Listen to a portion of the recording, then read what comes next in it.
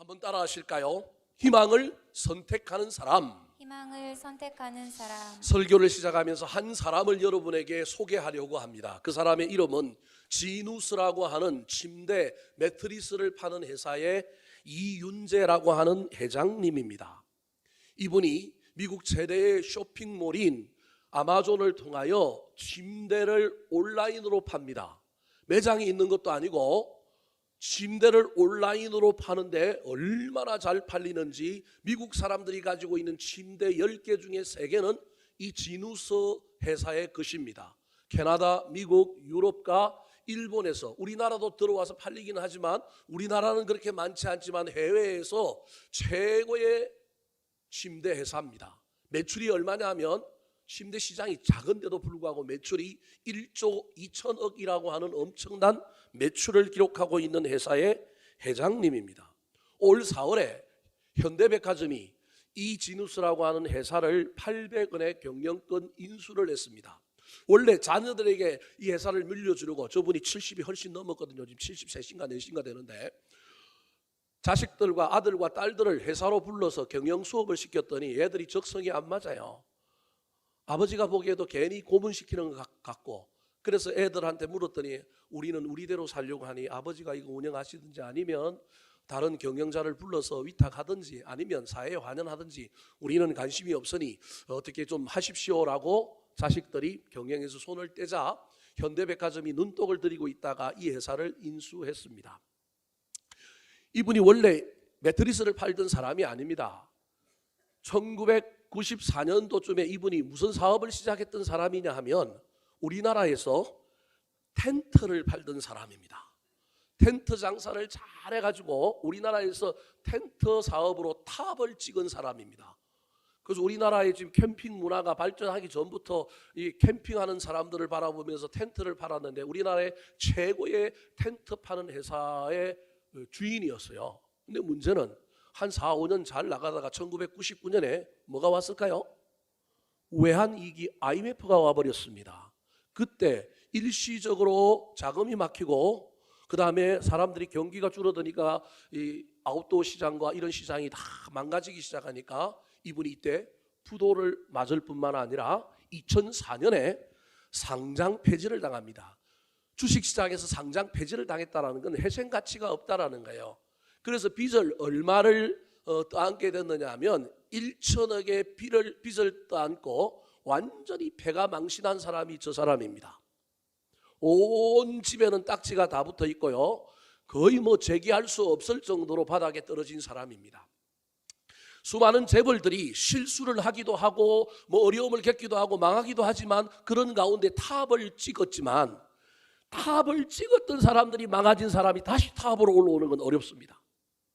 작을 때 실수도 여러 번 하고 망가지기도 하고 이러다가 어떤 한 분야의 한 업종에 탑을 찍었던 사람이 우르르 망가져갖고 인생의 바닥으로 내려갔는데 그 바닥에서 또다시 탑으로 올라온다.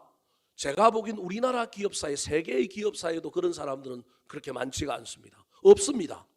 중간에 크기 전에 뭐 망하기도 하고 넘어지기도 하고 이런 경우는 있지만 한 업종에서 탑을 찍었는데 폐가 망신해요. 완전히 망했는데 다시 일어나서 탑을 찍는다. 이분이 2016년 우리 코로나가 오기 전부터 회사가 불일 듯 일어나가지고 엄청난 성장을 했단 말이에요. 이분이 왜 망하고 난 다음에 왜 갑자기 13년 정도 지난 후에 또다시 탑이 되었느냐. 피플지라고 하는 잡지에 인터뷰를 하면서 이분이 이런 얘기를 합니다. 내가 성공할 수 있었던 이유는 첫 번째, 나는 실패했어도 희망을 선택한 사람이었다. 실패했는데 실패 속에 내가 낙심하고 낭망하고 절망 속에서 남 원망하고 시대를 탓하고 나를 도와주지 않는 사람들을 향하여 이를 갈고 복수의 칼을 간 게 아니라 난 여전히 인생의 밑바닥 가운데 있으면서도 난 뭘 붙든 사람이냐 하면 희망을 선택한 사람, 희망을 붙든 사람. 그분이 희망이라고 얘기하지 않고 뭐라고 얘기했냐면 비전이라고 얘기해요. 하나님이 주시는 꿈, 비전이라고 얘기했는데 잡지사에서 그걸 뭘로 바꿔버리느냐면 희망으로 바꿔버렸어요. 이분이 예수를 믿는 사람인 거예요. 실패했지만 자기는 하나님이 주시는 꿈, 하나님의 약속의 말씀, 하나님이 나에게 주시는 소망, 그 희망을 그는 붙들었다라는 거예요. 희망을 붙더니 그가 인생의 밑바닥에 있었고 빚쟁이가 되었지만 그의 삶은 아침에 일어나고 저녁에 누우면 여러분 골아 떨어져 잤다라는 거예요. 무슨 말이냐 하면 절망 가운데 있는 사람이 원망하고 낙심하면 여러분 부글부글 끓어올라가고 절대 잠을 못 자는데 이분은 희망을 품었을 뿐만 아니라 두 번째 성공의 비결이 뭐였냐면 열정이었다라는 거예요. 밑바닥에 있었지만 그는 자기 현재에 주어진 인생을 한 방을 노리고 기다리고 막 사기꾼처럼 그렇게 돌아다니는 게 아니라 청소부 하면 청소부, 자기에게 맡겨진 일이면 뭐든지 그 일 가운데 최선을 다하면서 소망과 희망과 꿈과 비전을 붙들고 살았다라는 거예요. 그러던 순간에 어느 날 하나님께서 자기에게 기회를 주셔서 한 사람이 찾아와 가지고 네가 옛날에 열심히 살고 지금도 열심히 사는데 네가 기회를 못 만나서 네가 망하고 이런 어려운 일을 겪었는데 내가 조금 돈을 투자해 볼 테니까 새로운 사업을 해보지 않겠느냐. 그래서 이분이 어떤 투자자, 그것도 많은 금액도 아니고 적은 금액을 가지고 제2의 창업을 하려고 했는데 자기가 했던 텐트 사업 가지고는 안 될 것 같아서 새로운 사업을 생각했는데 그게 뭐냐 하면 매트리스 사업인 거예요. 후발주자에다가 제품의 경쟁력도 그리고 유통망이 있는 것도 아닌데 그가 한국에서보다는 미국에서 이 매트리스를 한번 팔아봐야 되겠다 싶어서 생각했는데 미국에 가서 현지 조사를 해보니까 땅덩어리가 넓은 데다가 미국은 물류를 배송해야 되는데 배송이 쉽지 않단 말이에요. 인건비가 많이 든단 말이에요. 그럼 전부 매장에 와서 사가야 되는데 이 사람들이 불편하는데 이걸 온라인으로 팔고 배송을 해주면 성공을 하겠다라는 거예요. 그런데 여러분 어떻게 침대를 온라인으로 배송을 해요? 그때 이분이 기도하는 가운데 하나님께서 주신 지혜, 아이디어, 기술이 눈에 번쩍 띄는 게 있었는데 그건 뭐냐면 침대를 압축 진공 포장해서 배송하는 거예요. 침대 크기의 5분의 1 또는 4분의 1 정도의 크기로 압축을 해가지고 이걸 배송하면 온라인으로 배송이 가능하겠다는 거예요. 그러면 물류 비용도 적게 들고 인건비도 적게 들고 후발지자지만 가격 경쟁력으로 승부를 해볼 수 있겠다라는 생각이 든 거예요. 그래서 어떻게 하면 이 기술을 가질 수 있을까 여러 업체들을 찾아보는 가운데 항공우주산업 중에서 이런 압축 진공 포장하는 기술이 발달된 작은 회사, 어떤 나사 쪽에 어떤 줄을 대서 자기 기술을 좀 어떻게 해서 해보려고 하던 회사를 만나갖고 그 기술을 습득하고 침대 매트리스를 진공 포장하고 우리로 치면 이불 보따리만하게 만들어가지고 미국 전역에 필요한 사람들이 주문을 하면 그걸 보낸 거예요.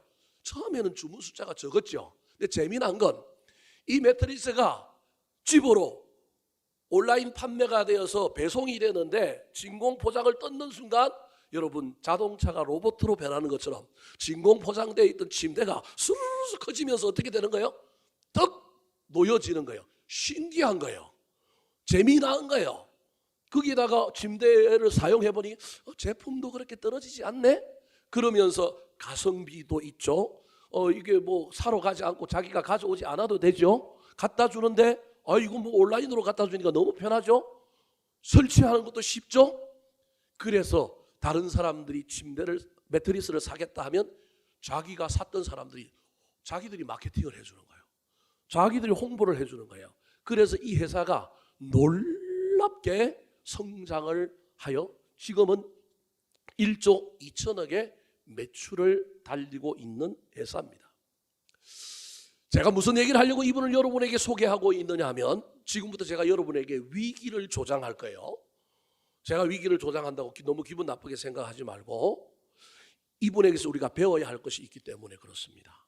이분은 인생의 밑바닥에 떨어졌는데 실패했는데 뭘 붙든 사람이 희망과 꿈과 비전을 붙든 사람이고 어떤 삶을 살았느냐 하면 원망하고 불평하고 있는 것이 아니라 자기에게 주어진 삶에 최선을 다하는 가운데 열정적으로 열심으로 살다 보니 하나님께서 길을 열게 하고 눈을 열게 하고 좋은 기회의 문을 만나게 하여 주셔서 그가 위기를 뭘로 바꿨냐면 기회로 바꿨단 말이에요.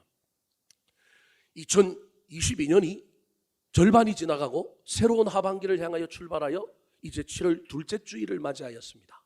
살아온 6개월보다 저와 여러분이 살아갈 6개월이 훨씬 더 좋았으면 좋겠습니다.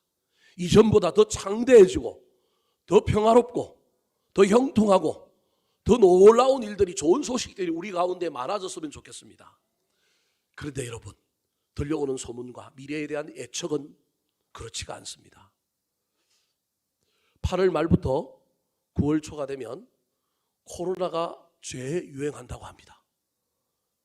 제가 막 위기를 조장하죠. 안 그랬으면 좋겠어요. 저도 안 그랬으면 좋겠어요.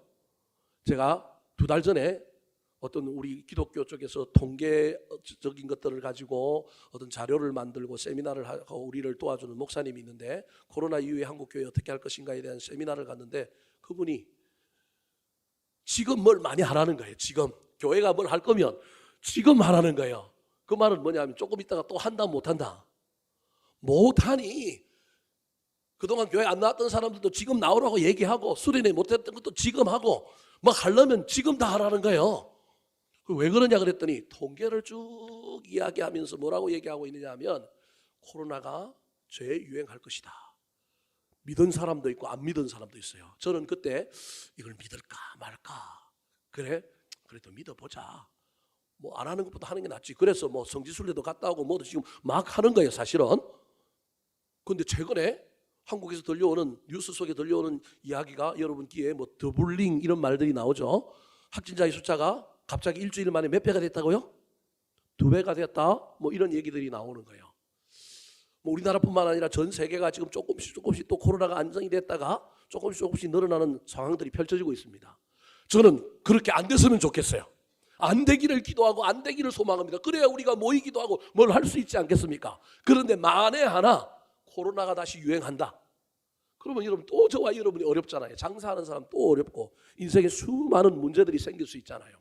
위기가 우리 가운데 찾아온다는 걸 제가 여러분에게 얘기하려고 지금 이런 위기 조장을 여러분에게 대놓고 하는 거예요. 또 다른 하나, 지금 우리나라에 뭐가 제일 문제예요? 인플레이션, 물가가 문제잖아요. 물가가 얼마나 올랐어요.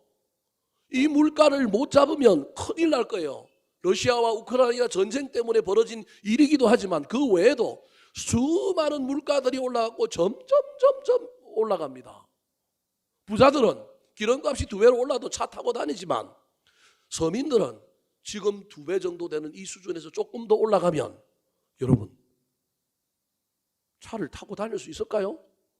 힘에 개울 거란 말이에요. 사람들이 점점 돈을 세상에 풀까요, 안 풀까요? 안 풀지요. 위기가 온다 그러니 장사하는 사람들이 장사가 코로나 시대에 못했던 까지 반가이를 해서 2배를 장사해야 되는데, 이 물가가 오르면 사람들이 돈을 안 풀 뿐만 아니라 더 장사가 안 되는 시대가 지금 우리 하반기에 펼쳐질 거라는 거예요. 그럼 안 그랬으면 좋겠어요. 제가 여러분에게 지금 위기를 조장하는 거예요. 극단을 얘기하는 거예요. 오해하지 마시고, 목사님 무슨 저런 설교를 하느냐, 오해하지 마시고. 또 다른 하나는 뭐가 올라가고 있어요? 금리가 올라가고 있어요. 금리가.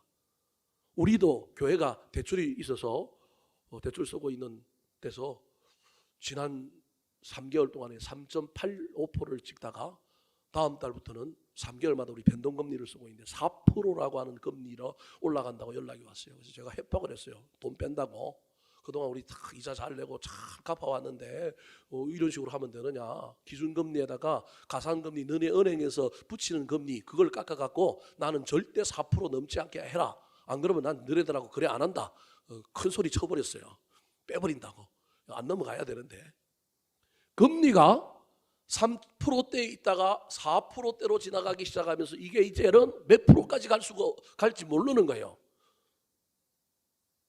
경제를 연구하는 사람들마다 다 다르게 이야기하지만 저는 우리나라 금리가 5% 이상 넘어가면 서민들은 힘들 거예요.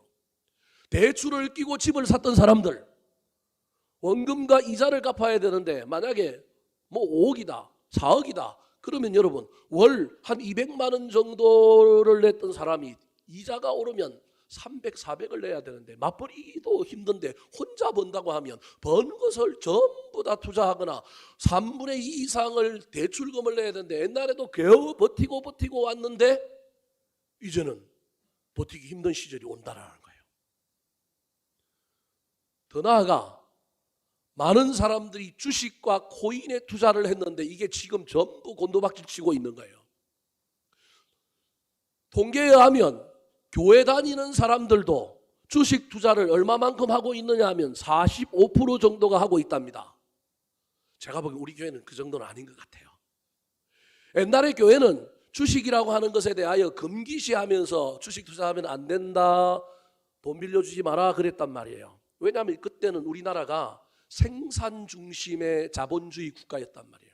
근데 이제는 우리나라 국가 시스템이 생산도 있지만 이미 금융 자본주의 시대로 넘어왔고, 주식이라고 하는 것이 어떤 자본주의 시대의 근간이고 투자를 안 할 수 없는 상황들이 펼쳐져 있기 때문에 주식 투자하라고 교회에서 목사님들이 설교할 수는 없어요. 왜냐하면 주식 투자가 정상적으로 되어 온 게 아니라 비정상적으로 되어 왔기 때문에, 비정상적으로 말미암아 된 것 때문에, 특별히 이번 같이 이런 어려운 일을 겪으면 가정이 깨지고 문제가 생기고 어려운 일을 겪으니 예방적인 차원에서 하지 마라 그랬는데 하지 마라 그런다고 안 할까요? 세상은 7, 80%가 주식 투자를 한단 말이에요. 특별히 우리 어린 친구들, 청년기를 지나는 친구들은 취직도 잘 안 되죠. 뭔가 자기 앞길을 살아가야 되는데 집값은 올라 있죠. 그러니 얼마나 이 상실감이 커요. 그런데 친구 하나가 갑자기 코인에 투자하고 어디 투자했고 돈을 어떻게 했다고요? 왕창 벌었대요. 그럼 뭐 하고 싶을까요? 투자하고 싶겠죠. 근데 남는 돈, 있는 돈, 여윳돈 갖고 하면 되는데 어떻게 할까요? 빚을 내서 하지요. 여러분, 지금 잘못된 투자 문화가 우리나라에 만연해 있는데, 만연해 있기 때문에 그 역기능을 보고 주식 투자하지 마라라고 하는 것으로만 모든 문제의 정답을 얘기하는 시대가 있는 거예요. 특별히 교회 안에서는 더더구나 그러는 거예요. 이걸 어떻게 안 했으면 좋겠는데 할 거면 어떻게 할 거냐? 가르쳐야 되는데 안 가르치는 거예요. 제가 가르치겠다는 게 아니고, 그러면 순간에 우리 교인들은 전부 우리 목사님이 주식 투자하라고 그랬더니 이제 골치 아픈 일이 생기는 거예요. 학교에서부터 제대로 투자하고 투기가 아니고 이걸 배워와야 되는데 한국 사회가 그걸 안 가르치고 있는 상태에서 전부 꽁꽁 닫아놓고 있는 상태에서, 그러다 보니까 정상적인 투자를 안 하는 거예요. 우리나라의 최고의 투기의 대상은 두 개입니다. 하나는 부동산, 하나는 주식입니다. 둘 다 투자해야 될 대상인데 투자하는 게 아니라 뭐 하고 있냐면 투기하고 있는 거예요. 내가 살 집이라서 사면 좋겠는데 재산 정식의 차원에서 집을 사는 거예요. 그거 따지고 보면 그것도 투기예요. 근데 집 사는 것 갖고 투기라고는 교회에서 얘기를 안 해요. 근데 주식은 하면 가능하면 좀 안 했으면 좋겠다고 부정적으로 얘기해요. 저도 부정적인 사람이 하라는 얘기가 아니에요. 근데 제가 아무리 하지 말라고 해도 세상이 7, 80%가 그렇게 돌아가니까 교회 안에 있는 사람들도 대부분 어느 정도는 4, 50%가 지금 뭘 하고 있느냐면 주식과 코인에 손을 대고 있는 거예요. 지난번에 완도에서 일가족에 사고 난 것도 따지고 보면 그거잖아요. 오스템 임플란트 직원이 회사 돈 빼돌린 것도 따지고 보면 뭐 때문에 그런 거예요. 공기업의 어떤 직원이 돈을 손대가지고 막 했다. 돈에 욕심나서 그런 것도 있지만 주식 투자한 거 실패한 거 뭐 하려고 한 거예요? 반가이 하려고 한 거예요. 전부 지금 벌어지는 일들이 이런 거, 이게 지금 사회 현상이라는 거예요. 사회 현상. 제가 여러분에게 주식 투자하라고 얘기하는 게 아니고, 아무리 제가 계급품을 묻고 하지 말라고 그래도 우리 교인들에게 이미 이게 주식이라고 하는 문화가 지금 들어와 있는 거예요. 여러분, 제발 물건 하나를 사도 가서 살피고 써보고 다른 사람 얘기 들어보고 하는데, 주식은 어떻게 투자해요? 내가 투자하는 회사의 사장이 누군지도 몰라. 뭘 파는지도 몰라. 그 회사가 작년에 실적을 얼마 냈는지도 몰라. 앞으로 어떻게 그 회사가 커갈 건지도 몰라. 근데 누가 그 주식에 투자했고 돈 벌었다 그러면 어떻게 하는 거예요? 사는 거예요. 그러니 안 될 수밖에 없지요. 원칙을 정해놓고 나는 몇 년 동안 박아놓고 그 다음에 나는 그때 되면 쳐다볼 거다 이래야 되는데, 일상의 삶이 온통 그 핸드폰에 그냥 매달려 있을 정도로 돌아갈 정도로 주식을 하고 있으면 그건 투기예요. 자기 나름대로 여러분 계획을 세워서 매매 한도도 걸어놓고 뭔가 어떻게 해야 되고 막 이런 것들을 탁탁탁 포트폴리오를 만들어 놓고 주식 투자를 하고, 정말로 그걸 자기가 못 지킬 것 같으면 집에다가 써놓고라도 하고, 이렇게 하면 정상적인데, 이렇게 얘기하면 이제 또 하라는 소리하기로 또 들릴까 봐 또 걱정이에요. 저는 가능하면 안 했으면 좋겠어요. 향후 3년 안에 큰 주식시장에 위기가 오고, 지금도 위기가 있는데 여러분 그거 좀 있으면 해결될 거다, 좀 있으면 다시 치고 올라갈 거다, 쌀 때 사야 된다, 이 말 너무 믿지 마시고 가능하면 줄이시고 정리를 많이 하시기 바랍니다. 제가 지금 무슨 얘기를 하려고 하느냐 하면, 위기가 지금 온다는 거예요. 위기가 안 왔으면 좋겠어요. 위기가 와도 우리 교인들은 하나도 영향을 안 받고 내 평생에 늘 순탄한 길 걸어갔으면 좋겠어요. 근데 여러분, 저는 이 이야기를 목회자인 저희 우리 교회의 이야기로 생각하고 지금 여러분에게도 설교하는 거예요. 목사인 저도 교회를 운영하는데 위기가 와서 교인이 줄고 코로나가 다시 오고 경제적인 위기 때문에 교인들의 삶이 피폐해지고 가정이 망가지고 금전적인 문제, 주식 문제 때문에 싸우고 막 문제가 생겨서 자식들이 거리를 헤매고 이런 일이 일어나고 교회도 막 흔들흔들한다. 그때 그럼 나는 어떻게 할 거냐? 저의 이야기를 여러분에게도 하려고 그러는 거예요. 예방주사 놓으려고 지금 서론을 이렇게 길게 하는 거예요. 하반기에 앞으로 향후 얼마나 되는지 모르겠지만 1년, 2년에 안 왔으면 좋겠지만 우리 가운데 위기가 올 때 우리도 완도에 같은 그 사람들처럼 그렇게 살 거냐? 그게 아니라 힘들고 어려울수록 인생을 바닥을 찍더라 할지라도 그 속에서 우리가 지누스의 이윤재 회장님처럼 뭘 선택하는 사람이 되자고요? 희망을 선택하는 사람이 되자. 원망하고 불평하고 남탓하고 거기서 사기꾼처럼 또 한 방을 노리려고 그냥 사기꾼처럼 기다리지 말고 주어진 일 앞에 인생의 바닥일지라도 그 속에서 최선을 다하여 열심과 열정을 품고 달려가자. 그러면 하나님께서 우리에게 이 지누스의 이윤재 회장이 좋은 사람을 만나고 기회의 문을 열고 아이디어가 나오고 기술이 생기는 것처럼 우리에게도 역전과 반전의 기회를 주실 것이다.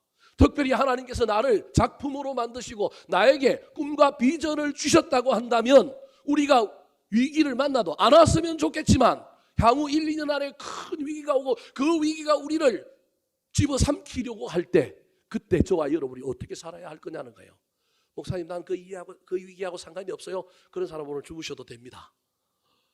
우리 교인들 중에 수많은 사람들이 나는 그 위기하고 상관이 없는 사람들이 되었으면 좋겠습니다. 우리 교회도 그 위기하고는 전혀 상관없는 교회가 되었으면 좋겠습니다. 근데 만에 하나 저와 여러분의 인생 가운데 그런 위기가 온다면, 그래서 원치 않지만 그 위기가 나를 집어삼키려고 할 때 저와 여러분은 어떤 선택을 해야 되냐는 거예요.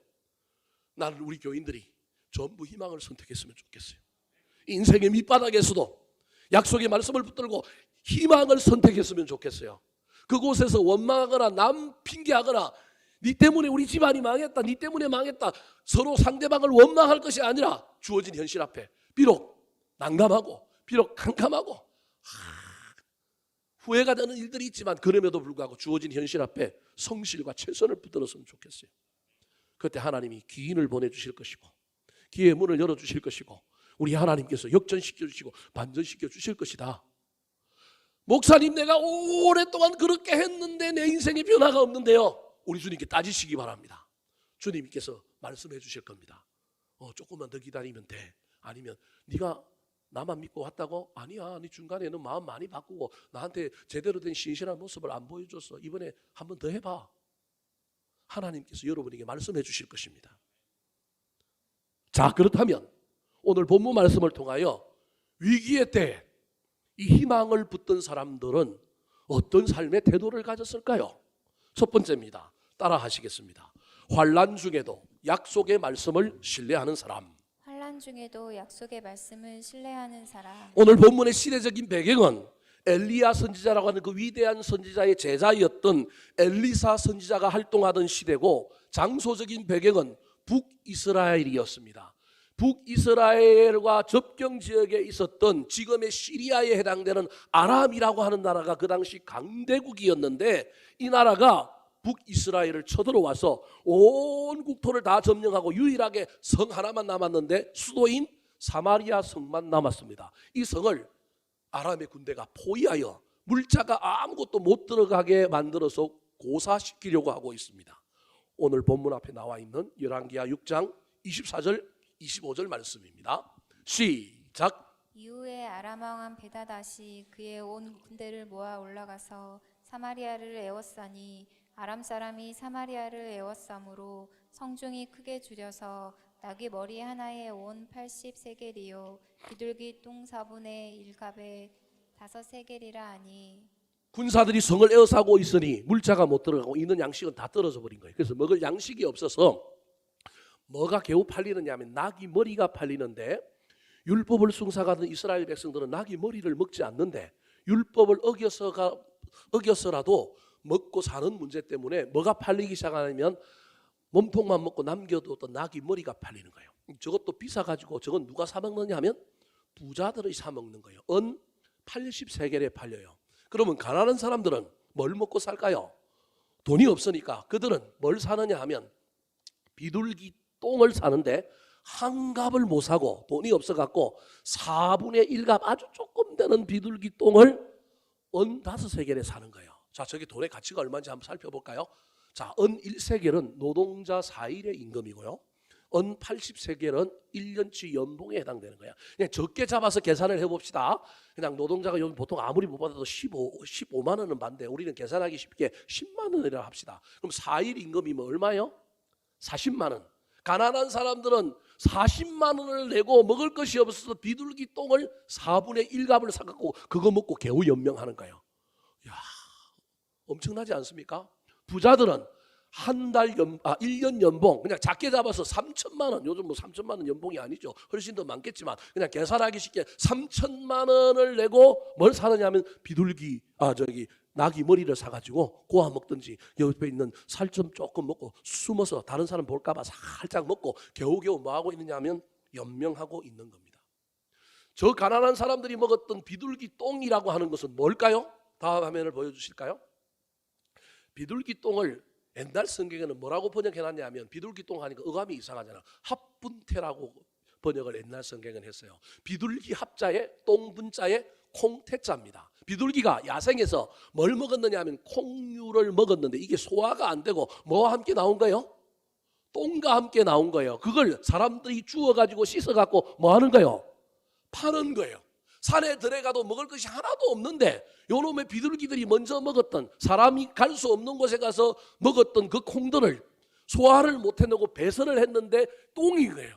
근데 그 똥을 주워 모아갖고 잘 씻어갖고 말려갖고 그걸 뭐 하는 사람이 있느냐 파는 사람이 있는 거예요. 요거라도 먹어야 뭐 할 수 있는 거예요? 살 수 있는 거예요. 근데 저것도 여러분 물자가 한계가 있으니 조금 있으면 떨어지는 거예요. 다 떨어져 버렸어요. 그래서 성에 또 어떤 일이 일어났을까요? 엄청나게 비참한 일이 또 일어납니다. 자, 열왕기하 오늘 본문 앞에 있는 6장 28절 29절 말씀 같이 읽어보겠습니다. 시작. 또 이르되 무슨 일이냐 하니 여인이 대답하되 이 여인이 내게 이르기를 내 아들을 내놓으라. 우리가 오늘 먹고 내일은 내 아들을 먹자 하매 우리가 드디어 내 아들을 삶아 먹었더니 이튿날에 내가 그 여인에게 이르되 내 아들을 내놓으라. 우리가 먹으리라 하나 그가 그의 아들을 숨겼나이다 하는지라 하니. 상상할 수 없는 엄청난 일이 벌어진 거예요. 여자 둘이 머리끄댕이를 붙들고 싸우다가 재판을 받는데 재판관이 물어보는 거예요. 도대체 왜 싸우냐 그랬더니 한 여인이 얘기하는 거예요. 우리가 먹을 게 없어서 너무 먹을 게 없어갖고 뭘 삶아 먹기로 했느냐 하면 어린 자식들을 삶아 먹기로 결정한 거예요. 두 여자가 모여갖고. 그러면 순번을 정해야 되는데 뭘 어떻게 정했는지는 모르겠어요. 가위바위보를 했는지 제비뽑기를 했는지. 그래서 제일 먼저 어떤 집에 아들을 삶아 먹기로 당첨돼갖고 삶아 먹었어요. 근데 또 양식이 없으니까 이제는 다른 사람 당첨되지 않는 여자의 집에 아들을 삶아 먹어야 되는데 남의 아들은 삶아 먹고 자기 아들 때가 되니까 그 여자가 자기 아들을 숨겨버린 거예요. 그래서 둘이 뭐 하고 있는 거예요? 머리끄댕이를 붙들고 지금 싸우고 있는 장면이에요. 저 장면이 얼마나 비참합니까? 이런 위기, 이런 어려움이 우리한테 오면 안 돼요. 북한에는 저런 일이 있었단 말이에요. 이런 일이 있으면 안 된다니까요. 하나님께 저와 여러분이 기도해서 하나님 우리 민족 보호하여 주시고 우리나라 고쳐주셔서 위기도 넘어가고 환난도 넘어가고 우리에게는 저런 일이 없게 해달라고 기도해야 되는 거예요. 저걸 엘리야 선지자가 보고 있다가 너무 답답한 나머지 하나님께 기도했더니 하나님께서 예언의 말씀을 주셨어요. 이런 상황 가운데 주신 예언의 말씀이 뭘까요? 오늘 본문 7장 1절 말씀이에요. 같이 한번 읽어보겠습니다. 시작. 엘리사가 이르되 여호와의 말씀을 들은지어다. 여호와께서 이르시되 내일 이맘때에 사마리아 성문에서 고운 밀가루 한 스아를 한 세겔로 매매하고 보리 두 스아를 한 세겔로 매매하리라 하셨느니라. 엄청난 위기의 순간에 하나님의 약속의 말씀이 선포되었는데 그 약속의 말씀이 뭐냐면 내일 이맘때쯤 사마리아 성문에 물자가 유통될 거라는 거예요. 곡물이 유통될 거라는 거예요. 고운 밀가루는 한 스아, 한 바구니가 한 세겔에 매매되고 보리는 두 바켓스가 한 세겔에 매말 된다. 어느 한 세겔하고 그냥 한 세겔은 가치가 틀려요. 엄청나게 싼 값에 지금 곡물이 유통될 거라는 거예요. 말도 안 되는 이야기예요. 저건 일어날 수가 없는 거예요. 지금은 비둘기 똥을 먹는 상황이고 자식들을 잡아먹는 상황인데 고운 밀가루도 오고 그 다음에 뭐도 오느냐면 거칠은 보리도 온다는 거예요. 보리는 좀 거치니까 여러분 두 양동이에 두 바켓에 한 세겔로 매매되고 고운 가루는 한 바켓에 한 세겔로 매매돼. 엄청나게 싸게 전쟁 이전보다 훨씬 더 싸게 먹을 것이 공급된다는 엄청난 이야기를 하고 있는 거예요. 여러분 저런 말씀을 들을 때 어떻게 반응할까요? 크게 두 종류의 반응이 있겠죠. 아멘 할렐루야 감사합니다. 그런 일이 벌어졌으면 좋겠습니다. 기대하고 고대하고 파마하고 기다리겠습니다. 이런 사람이 있는가 하면 한 사람은 어떤 사람이 있겠어요? 무슨 소리야 우리나라가 지금 이렇게 다 포위되어 있는데 먹을 것이 없어서 이런데 어디서 들어와? 수출해서 수입해서 온다 치더라도 어디서 그게 들어오냐고. 그러면서 하나님의 약속의 말씀이지만 이 말씀을 믿지 않고 도리어 콧방귀를 끼거나 비난할 가능성이 많은 거예요. 저와 여러분은 어떤 반응을 보이는 사람일까요? 가봐야 합니다. 지금 아무리 장담해봤자 소용이 없어요. 위기 때 가봐야 우리의 진면목이 나타난다니까요. 근데 저 이야기를 듣고 있었던 한 사람이 아주 부정적인 얘기를 합니다. 자, 어떤 사람일까요? 2절 말씀 시작. 그때 왕이 그의 손에 의지하는 자 곧 한 장관이 하나님의 사람에게 대답하여 이르되 여호와께서 하늘의 창을 내신들 어찌 이런 일이 있으리요 하더라. 엘리사가 내가 내 눈으로 보리라 그러나 그것을 먹지는 못하리라 하니라. 저 2절을 보면 이 북이스라엘이라고 하는 나라가 얼마나 부패해 있는지를 압니다. 첫 번째로 누가 부패해 있느냐 하면 왕이 부패해 있어요. 위기를 만난 나라의 왕이라고 한다면 왕은 자기 힘과 능력, 그 국가가 가진 모든 능력으로 문제를 해결해 보지 못한다고 한다면 처음부터 그래야 하지만 인간인지라 해도 안 된다고 한다면 믿음이 있는 왕이라고 한다면 누구를 의지해야 돼요? 하나님을 의지해야 되는데 왕이 누구를 의지하고 있어요? 사람을 의지하고 있는 거예요. 왕이 그의 손에 의지하는 자, 자기가 제일 믿고 의지하는 사람이 있는 거예요. 하나님을 의지해야 되는데 사람을 의지하는 거예요. 그 사람이 장관이에요. 그 장관을 믿는 왕. 그러니까 실질적으로 그 나라의 왕은 왕이 아니라 누가 왕인 거예요? 장관이 왕인 거예요. 이 장관이 왕인 거예요. 근데 이 장관을 가만 보면 이 장관이 또 어떤 사람이냐면 미치고 환장할 노릇이에요. 이 장관이 하나님을 아는 사람이에요. 성경 말씀을 아는 사람이에요. 근데 성경 말씀을 아는데 지극히 부정적이고 하나님의 말씀을 믿지 않는 사람이에요. 알기는 아는데 머리로는 아는데 안 믿는 사람이에요. 저 사람이 뭐라고 얘기했냐면 여호와께서 하늘에 창을 내신들 어찌 이런 일이 있으리요. 일어난다는 거예요? 안 일어난다는 거예요? 안 일어난다. 곡물이 유통되는 일은 없다라는 거예요. 그러면서 뭐라고 얘기하냐? 그냥 없다 그러는 게 아니라 뭐라고 하냐? 여호와께서 하늘에서 창을 내신들. 이게 무슨 말이냐면 출애굽한 이스라엘 백성들이 광야의 길을 헤맬 때 하늘에서 뭐가 왔어요? 만나. 그 다음에 뭐가 왔어요? 메추라기. 만나와 메추라기로 일하지 않고도 이스라엘 백성들을 40년 동안 먹이신 분이 하나님인데 이 이야기를 알고 있는 거예요. 불가능할 것 같은 것을 가능케 하신 분이 누구냐 하면 하나님이라는 걸 머리로 알아. 이 장관이.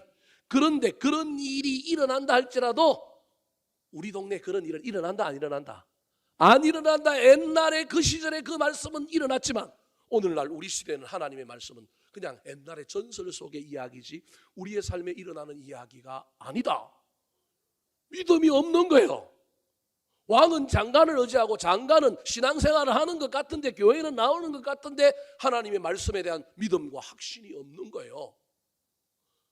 희망을 선택하는 사람은 부정적인 것을 선택하는 사람이 아니라 꿈을 선택하고 소망을 선택하고 약속의 말씀을 붙들고 실험하는 사람인 거예요. 엘리사 선지자가 보다 못해갖고 저 인간은 안 될 것 같으니 한마디 했어요. 뭐라고 얘기했습니까? 네가 네 눈으로 내가 한 예언이 이루어지는 것을 뭐 하리라? 보리라. 그런데 너는 그것을 먹지는 말이라? 못하리라. 먹지 못한다는 말은 너 죽을 거라는 거예요. 너 죽게 될 거라는 거예요. 실제로 3절부터 나오는 이 나병 환자들이 나중에 아람 진영에 큰 곡식이 있다는 걸 알고 성에 와가지고 뭘 하느냐면 그 소식을 전해주는 거예요. 마침 이때 이 장관이 성문을 총관리하는 당직 사관으로 최고의 지도자로 그걸 관리하고 있었는데 이 이야기가 전해진 거예요. 그 이야기가 성에 전해지자마자 백성들이 눈이 뒤집혀가지고 양식 있는 아람 진영을 향하여 달려오는데 가면 안 됩니다. 큰일 납니다. 질서를 지키십시오. 이 장관이 이러다가 사람들한테 떠밀려갖고 어떻게 된 거예요? 넘어지고 자빠진 거예요. 근데 사람들이 넘어지고 자빠진 사람 이렇게 주면 되는데 지금 눈이 다 뒤집어갖고 뭐 가지러 가요? 양식 가지러 가는 바람에 이 사람이 어떻게 된 거예요? 발핌을 당하여 죽임을 당합니다. 오늘 본문 뒤에 나오는 17절 말씀 같이 한번 읽어볼까요? 시작. 왕이 그의 손에 의지하였던 그의 장관을 세워 성문을 지키게 하였더니 백성이 성문에서 그를 밟음에 하나님의 사람의 말대로 죽었으니 곧 왕이 내려왔을 때에 그가 말한 대로 되리라. 사랑하는 성도 여러분, 고난이 오고 위기가 올 때 원망하거나 불평하거나 남 탓을 하거나 그러지 마시고 약속의 말씀을 붙드시기 바랍니다.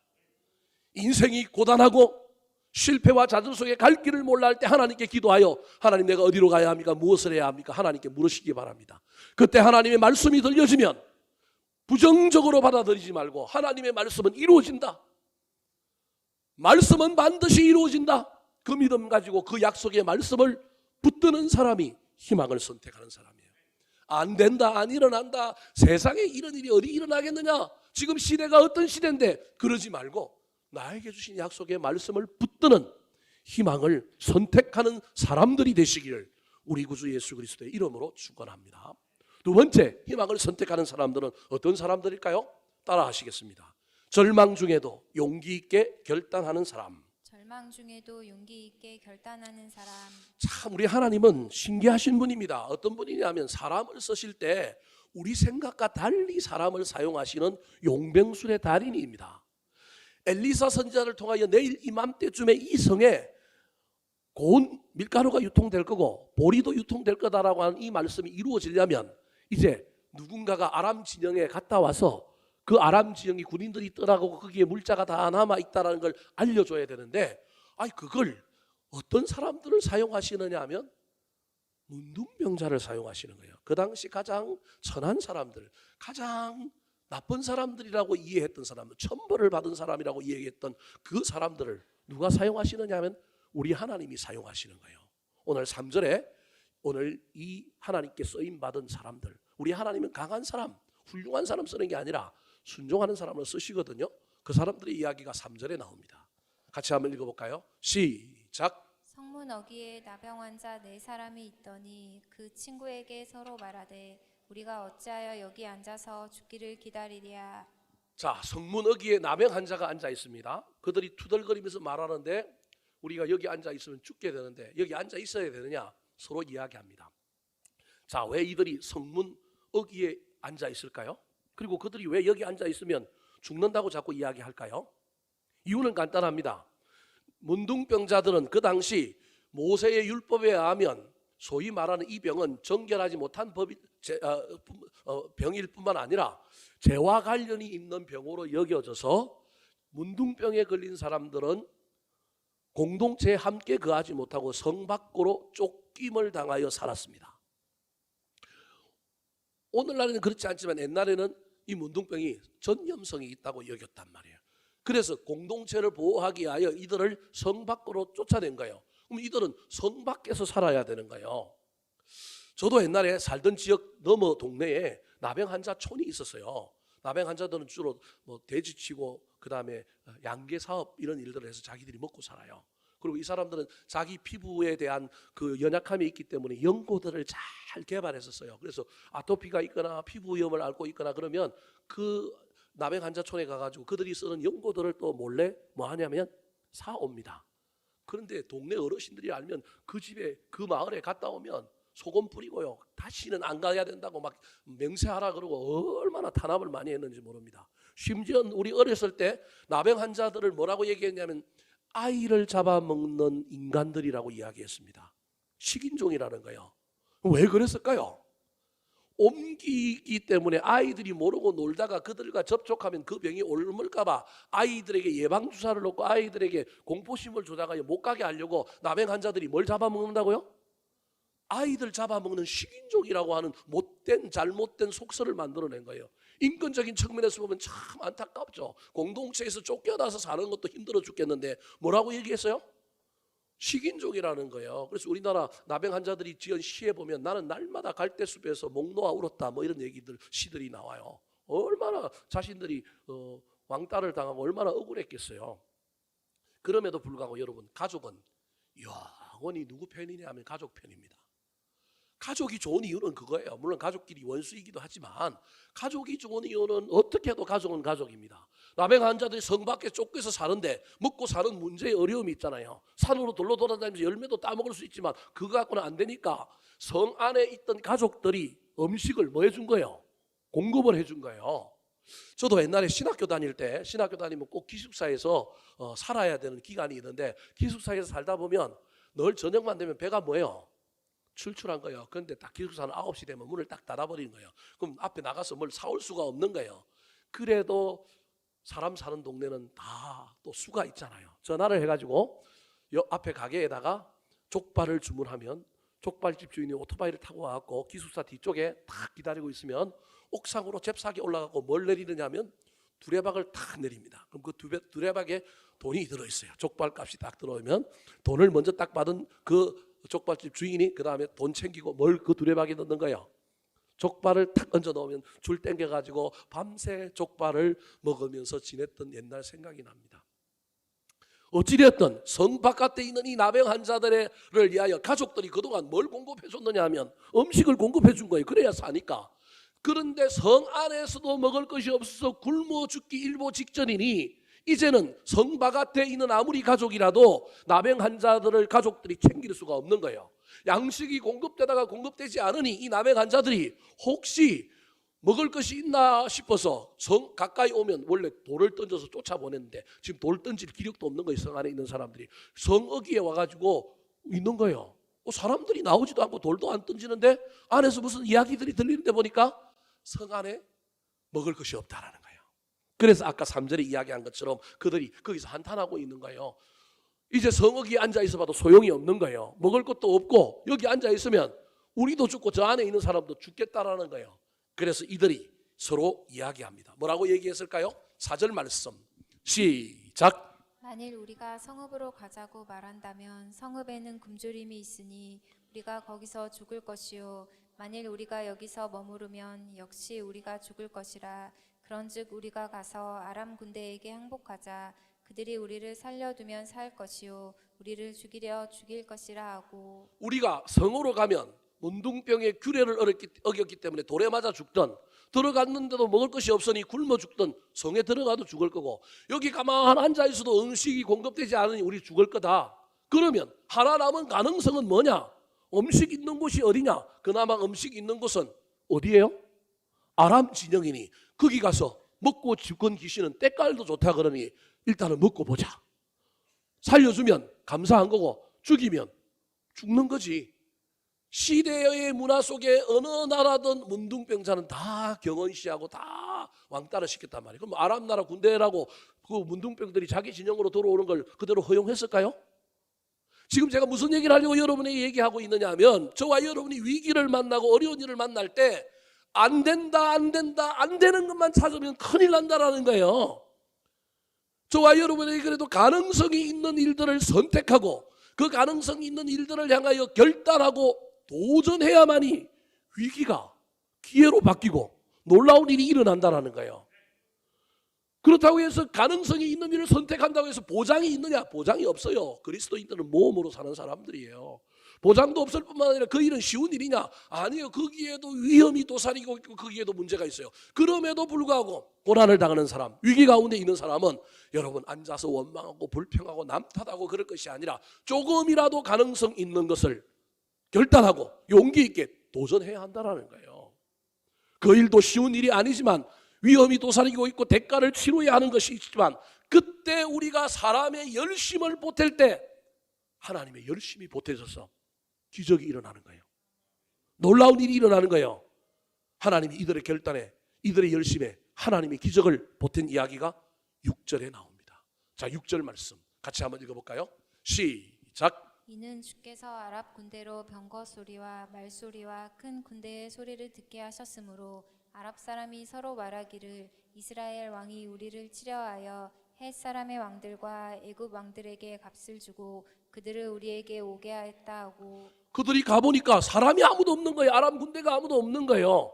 왜 없느냐? 주께서. 사람이 결단하고 사람이 도전하고 위기 가운데서도 남 원망하고 불평하고 가만히 있었던 것이 아니라 그래도 우리가 할 수 있는 일, 그래도 가능성이 있는 일이 뭐냐? 깨닫고 그것을 향하여 도전할 때 하나님이 열심을 보태주신 거예요. 아람 군대들에게 갑자기 큰 소리가 들리게 만드는 거예요. 4명이 걸어오는데 하나님이 그걸 스피커로 확대 재생산해갖고 엄청난 군대의 발자국 소리로 들리게 만든 거예요. 그래서 그 소리를 듣는 아람 군대들이 서로 막 쫄아가지고 이야기하는 거예요. 이스라엘 왕이 애굽에다가 원병을 청한 것 같아. 해쪽 속이라고 하는 그 강한 무기를 가지고 있는 그 사람들이 용병으로 고용된 것 같아. 우리 이렇게 있다가는 죽을 수 있어. 큰일 나. 빨리 도망가자. 7절 말씀. 7절입니다. 시작.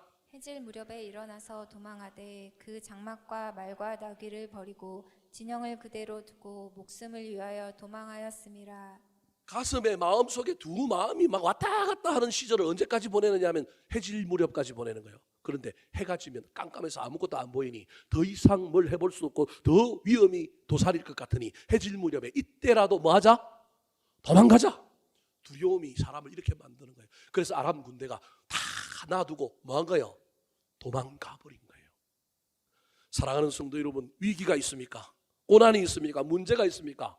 제발 원망하고 불평하고 그 자리에 엎질러져서 널브러져서 인생을 망가뜨리지 말고 안 되는 이유만 찾지 말고 되는 이유를 좀 찾아보시기 바랍니다.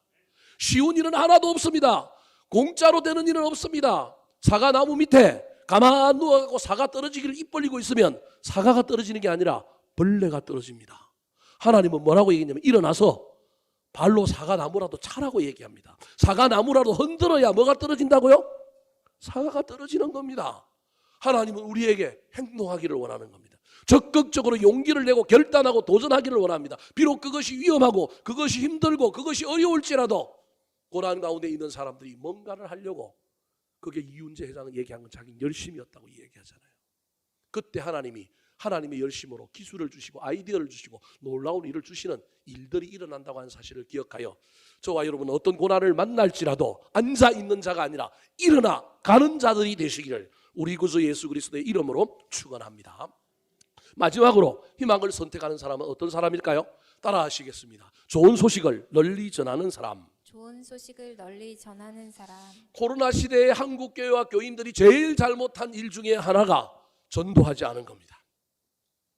전도한 교회들 그렇게 많지 않습니다. 왜냐하면 교회에서 코로나가 생겨서 번졌다고 교회를 코로나 온상지로 생각하니 누구에게 교회 가자고 하면 간다 그래요? 안 간다 그래요? 안 간다 그러죠. 직장에서는 교회 나가면 자르겠다 그러고요. 그러니 교회 가자는 말을 못하지요. 그런 시대를 지나온 거예요. 그럼 이제 지금 풀렸으면 지금이라도 좀 전도해야 되는데 그때 그것이 우리에게 남아있어서 요즘도 누구한테 교회 가자 말 못하는 거예요. 그러면 스스로 와서 구원받나요? 여전히 구원받아야 할 사람이 있고 여전히 인생에 타는 목마름이 있고 영혼의 문제를 해결해야 될 사람들이 있는데 누군가 그래도 자기에게 와서 손을 내밀고 이끌어줘야 할 사람들이 필요한데 오든 안 오든 전도해야 되는데 전도하지 않는 시대를 누가 살아가고 있냐면 저와 여러분이 살아가고 있는 거예요. 오늘 본문에 이 문둥병자들이 그 아람 진영에 갔더니 아람 군인들이 다 도망가고 먹을 것이 가득한 거예요. 시레이션 깡통을 까먹고 컵라면을 끓여 먹고 옆에 보니까 뭐 과자도 있고 수없이 많은 걸 먹는데 먹는 순간 어느 날 갑자기 한 사람이 이러고 있어서는 안 되겠다는 생각이 든 거예요. 자, 그 한 사람의 이야기를 한번 들어볼까요? 9절 말씀 시작. 나병 환자들이 그 친구에게 서로 말하되 우리가 이렇게 해서는 아니 되겠도다. 오늘은 아름다운 소식이 있는 날이거늘 우리가 침묵하고 있도다. 만일 밝은 아침까지 기다리면 별이 우리에게 미칠지니 이제 떠나 왕궁에 가서 알리자 하고 하였느니라. 보십시오. 성벽 앉아 있던 사람들이 일어나 갔던 사람들이 또 거기서 또 일어나 가서 알리잖아요. 얼마나 역동적인 사람들입니까, 이 사람들이. 비록 나병을 안고 있지만 이 사람들은요 안주하는 사람이 아니라 늘 움직이는 사람들이에요. 희망을 선택함으로 자신들이 먹고 사는 문제를 해결했지만 그 먹고 사는 문제를 해결하는 그들 머릿속에 나만 희망을 가지면 안 되지. 절망에 있는 저 성 안에 있는 사람들에게도 이 희망을 전해야지. 그런 마음이 든 거예요. 그런데 그 사람들 중에 자기를 향해 돌을 던진 사람도 있고요. 자기를 미워한 사람도 있고요. 자기 가족은 자기 편을 들었지만 그렇지 않은 수많은 사람들이 있는데 그들에게 이 좋은 소식을 전한다? 쉬운 일이 아닙니다. 그럼에도 불구하고 한 사람이 갑자기 이 생각이 나와서 이 이야기를 하는데 여러분 잘 생각해 보세요. 이때 이 3명의 다른 나병 환자들이 이 한 사람의 이야기를 어떻게 받아들이느냐가 관건인 거예요. 저와 여러분이 이 한 사람이 되었으면 좋겠는데 이렇게 생각의 발상의 전환을 하고 내가 받은 은혜, 내가 받은 누린 것, 내가 희망으로 말미암아 희망을 선택함으로 받은 말미암아 내가 경험한 이 열매를 나누려고 하는 이 사람도 중요하지만 여러분 그 사람이 안 되면 옆 사람 3사람이라도 되시기 바랍니다. 이 옆 3사람이 이 한 사람을 향하여 나는 안 한다. 그들이 우리한테 어떻게 했는데 돌 던지고 음식도 주지 않고 오면 저리 가라 그러고 우리를 어떻게 대했는데 남 반대. 여러분 그랬으면 저 예루살렘 저 사마리아 성은 어떻게 됐을까요? 저와 여러분은 딴지 걸고 시비 걸고 부정적인 것을 말하는 사람입니까? 아닙니까? 누가 선한 일을 하려고 할 때 동조하여 연합하고 힘을 합쳐주는 사람입니까? 내가 받은 은혜가 감사하여 그 은혜를 나누는 사람이 되시든지 아니면 저와 여러분이 다른 사람에게 동조하여 힘을 보태주는 사람이 되시기 바랍니다. 꼭 우리가 믿은 예수 그리스도, 내가 희망을 선택하여 받은 이 구원의 복음을 전하지 않는다 할지라도 코로나19의 상황 이후에 이 세상에 믿는 자든 믿지 아니하는 자든 절망하고 안타까운 삶의 현장 가운데 있는 수많은 사람들을 향하여 예수 복음 전하는 걸 넘어서서 여러분 그들을 위로하고 세우고 나누고 그들을 격려하는 저와 여러분이 되었으면 좋겠습니다. 왜냐? 우리는 희망을 가진 사람이고 우리는 희망을 통하여 하나님의 놀라운 역전과 반전을 경험한 사람인데 그걸 경험하지 못하고 힘들어하는 사람들이 있다면 선택은 그들의 몫이고 우리가 이야기는 해야 되지 않겠습니까? 그렇게 살면 안 돼. 이렇게 살아야 돼. 내가 좀 도와줄게. 더 나아가서 영혼의 문제를 해결하기 위하여 예수 그리스도가 누구인지, 네 인생의 문제의 궁극적인 문제의 해결자가 누구인지 소개해야 하지 않겠습니까? 교회를 자랑하고 예수 그리스도의 복음을 이야기하고 한번 초청하는 그 놀라운 일에 저와 여러분이 쓰임받아야 하지 않겠습니까? 말씀을 마치려고 합니다. 사랑하는 성도 여러분, 앞부분에 제가 위기를 조장해서 죄송합니다. 일어나지 않았으면 좋겠습니다. 우리 인생 가운데. 그런데 혹시 우리 인생 가운데 만에 하나 사람마다 다 다를 수 있지만 고난이 오고 환난이 오고 문제가 오고 위기가 왔을 때 그 위기 속에서 낙심하고 절망하고 넘어지고 자빠지고 나 원망하고 시간을 좀 먹고 인생을 갉아먹지 마시고 할 수만 있다면 희망을 선택하는 사람들이 되었으면 좋겠습니다. 기도하는 가운데 하나님이 나에게 주신 약속의 말씀을 붙들고 꿈과 비전을 붙들고 달려가시기 바랍니다. 안 된다 안 된다 안 되는 이유만 찾지 마시고 작은 가능성이라도 붙들고 용기로 결단하여 위험을 무릅쓰고 내 열심을 통하여 나아갈 때 하나님의 열심히 보태지는 놀라운 일을 경험하셨으면 좋겠습니다.